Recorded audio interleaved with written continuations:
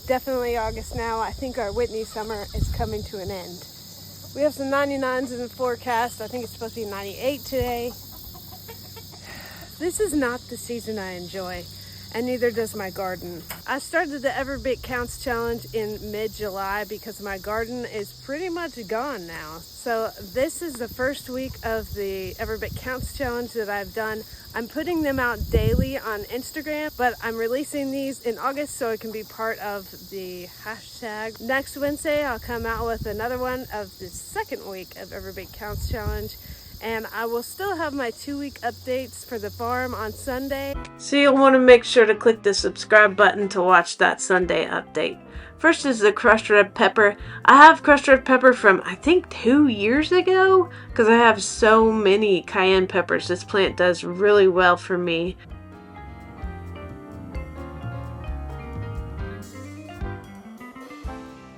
This isn't all I harvested. In a minute I'll show you a big bag of them that I'd been collecting for a few days. This is our dehydrator. We got it from Cabela's a long time ago. There's 4 little trays here. I try to make an even layer and throw them all over the floor. It's on the floor here in the barn. We have a kitchen in the barn. Actually, I recently did a full tour of our farm if you'd like to see it. I put it on 150 and let it go overnight, and I think the next day we forgot about it, so it might have been like 2 days, but hey, they're plenty dry. I took it home in a bag, cut the stems off, and I'm just showing you here how I crush them up because I had so much left over that I didn't need to do it right then, but I have these peppers still in that Ziploc bag on the counter. I've pulverized them in a food processor before and coughed my lungs out, so be careful. That's that stash from 2 years ago that I'm still working through. Another project I did was diced tomatoes. I grow a lot of tomatoes just because you use it a lot in many recipes. These are San Marzano tomatoes, and through the season I harvest them and put them in the freezer. That way I can put them in a little warm water, and usually the skins peel right off. This is right at the beginning, so I had to get the rhythm of it again. But it gets old, and my legs and back get so tired from farming all day and then peeling tomatoes and processing them. Anyway, here I am just dicing them. I dice them pretty big compared to the ones in a can because it's gonna be a little mushier, especially being frozen first, but that's what works. They look like canned tomatoes here anyway, but through the canning process you're gonna cook them down a little bit more so they get a little mushier. Flavor's still there. I added 1/4 teaspoon of citric acid to each one, or you can add lemon juice or whatever. Even though tomatoes are acidic, they're not acidic enough. I have a ball canning book that lets you know what the headspace on each of the things you're canning is, so you want to readjust for that with water or tomato juice, and then wipe the rims with a damp cloth. That way you get a good seal when the lid goes on.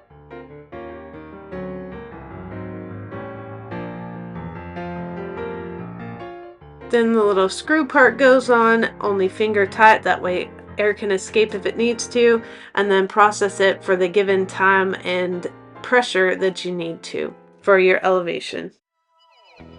Next, my bell peppers haven't done that great yet. They still have time to do better, but we found some at the grocery store. A lot of times in the back they'll have $2 bags of produce that they need to get gone right then, and we picked up one of these with a bunch of green bell peppers. In the freezer, I keep a bunch of chopped onions and bell peppers so I can just throw them in a casserole or for omelets or whatever we need them for. These silicone bags are pretty cool. They don't get holes in them as often as the Ziploc bag would. It's not like it's going to be in there a whole long time, and I can keep it fairly flat in there. It won't take up too much space.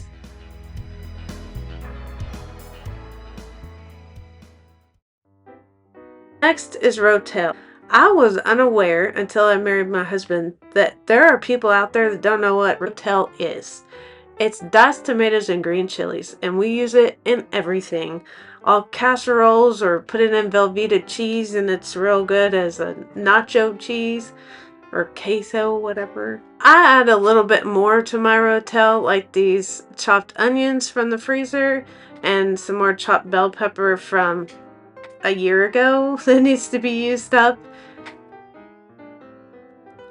These are hatch green chilies that we roasted and diced and put in individual bags, I think a couple years ago. So we're going to do that again this year. So that'll be in the videos whenever they're in the stores. I've seen hints of hatch green chilies, but not yet. Coriander goes in. I think a teaspoon of coriander. A teaspoon of oregano. Ours is Mexican oregano. A teaspoon of black pepper. And 2 teaspoons of salt. You can put whatever you want in there. These are mild hatch green chilies, so this is going to be really mild. I like it hot. My husband does not. A lot of times after peeling the tomatoes, dicing them up and everything, I put it in the fridge, and then the next day we come to the farm and that's where I can. I'm adding citric acid here again, 1/4 of a teaspoon, and then I'll can on the gas stove because it doesn't heat up our house and the gas stove is so much faster.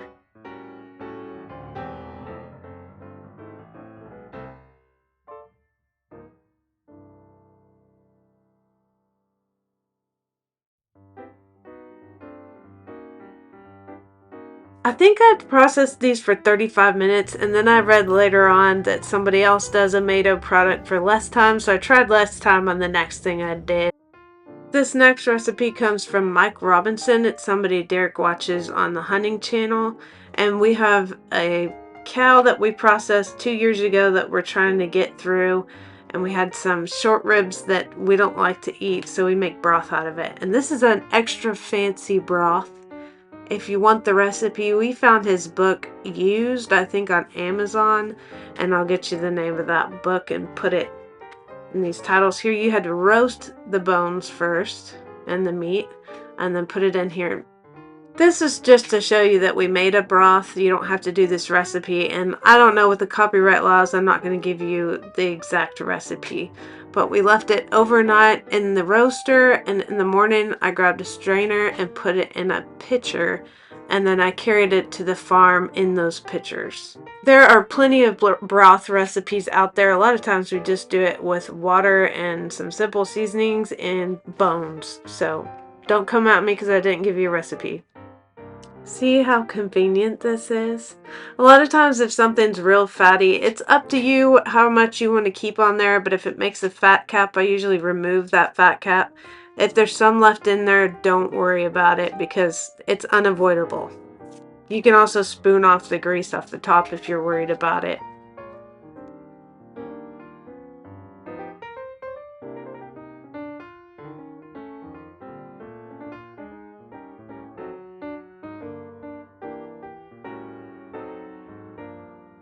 I'm showing you this specific jar right here because it's old, from like the 1920s. I got it from my grandparents, I'm pretty sure, in a stack of jars. And I was so proud of that jar, so you already know what's coming.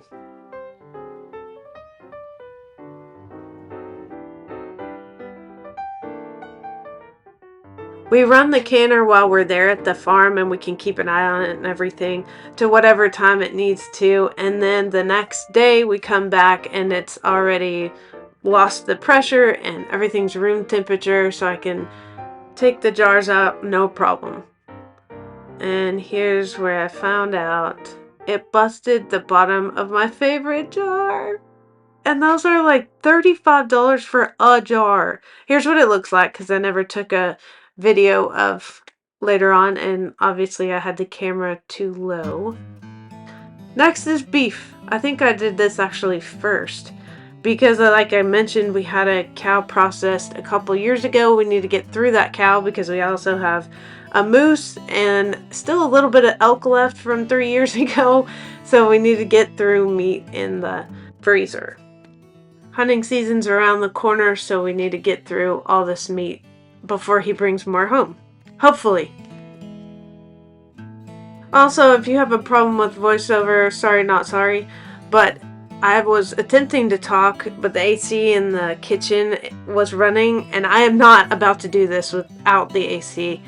But it's really loud and you couldn't hear me talking anyway. I could have a microphone, but you could still hear it in the background. I'm just cutting these to about 1 inch. I also had some stew meat I threw in there that was already pre-cut, and then I'm piling them to the top. I think we went through 6 or 7 pounds of beef, and then I put them in quart jars this time. I'm filling them to the 1 inch headspace and putting about a teaspoon of salt in each one of them. I don't think it's necessary, but check your book just to make sure, because I don't remember. Also, with meat products that have grease or any kind of fat, you want to use vinegar. All I had was apple cider vinegar, but hey, it'll work. That's to wipe all the grease off of the rim. These processed for an hour and a half, I believe. Again, check your book. I have a memory like I forgot what I was saying. Anyway, then I put them in the canner and let them go for a long, long time.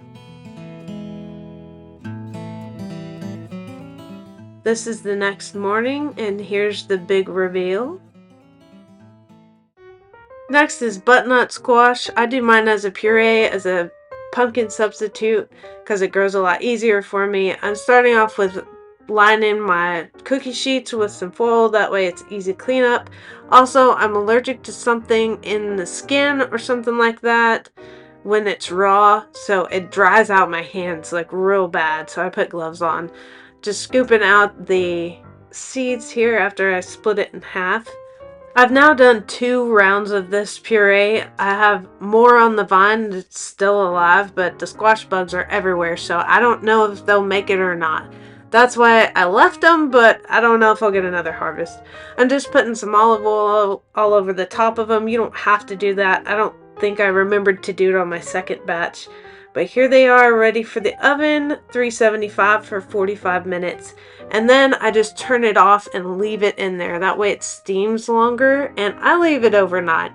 I'm not dead yet, so I'm saying for us, we're fine not refrigerating it immediately. Here's the next day. You can see everything steamy. This is probably a good time to wipe down your oven because there's moisture in the oven now. I got this scooper from my parents. They went on a trip somewhere, and it works really well for scooping out all the gooey goodness. Here's all my puree. I just get the immersion blender because I didn't want to wash my food processor, and then some vacuum seal bags and write all the stuff on there. You cannot safely home can puree, so if you wanted it canned, you'd have to leave it in cubes. I got this little bag opener thingy from Amazon, and then I'm putting it on the scale and tearing the weight. I usually do 15 ounces, which is a can of pumpkin puree. And if you have these bags, a good tip is to fold down the edges so that when you fold it back up, your edge where it's going to be sealed is clear of any food. Here's our vacuum sealer. We like this better than the Food Saver ones because it works. Like I've said, we have a lot of game meat, so when we process our own, we need to vacuum seal it, and these big roasts won't fit in there, so we're thinking about getting a bigger, deeper one so we can fit those bigger roasts. That's the trade-off, but it does work better than the Food Saver. Anyway, I'll see you next Wednesday with another Every Bit Counts challenge, and then most Sundays with my other videos. If you like this video, feel free to subscribe. I upload most Sundays, and you can keep watching us grow our farm. Have a good one. Whether you're willing to admit it or not, everybody loves fall. And everybody hates summer.